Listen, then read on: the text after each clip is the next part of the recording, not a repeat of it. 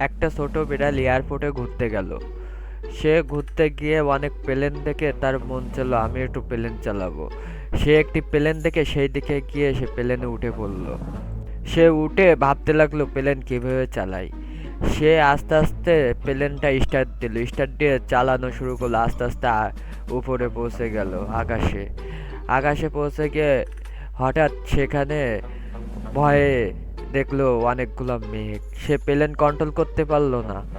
সে প্লেনটি আস্তে করে নিচে ফেলাই দিল। এ জীবনেও বেঁচে গেল। ভিডিওটি ভালো লাগলে একটি লাইক করে